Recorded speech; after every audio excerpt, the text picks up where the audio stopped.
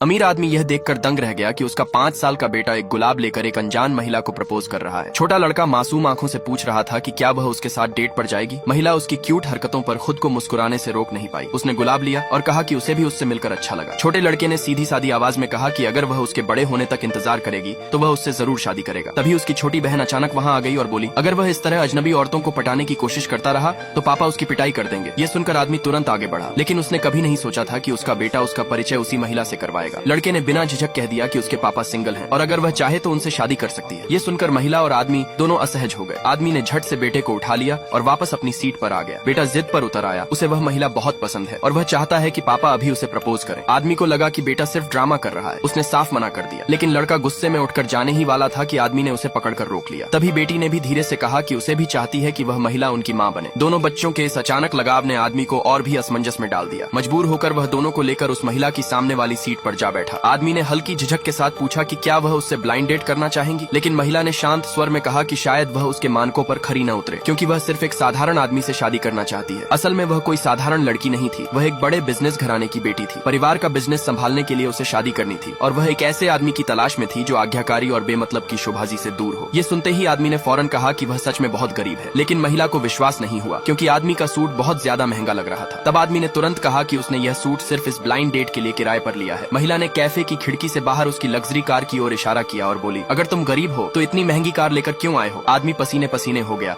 और झट से बोला कि वह एक कार वॉश में काम करता है और वह कार उसके ग्राहक की है। वह कार अभी अभी धोकर लेकर आया है। महिला ने बिना हंसे बिना मुस्कुराए कहा कि उसकी अपनी कार भी गंदी है और वह चाहती है कि आदमी अभी उसी समय उसकी कार भी धो दे। पार्ट 2 देखने के लिए सब्सक्राइब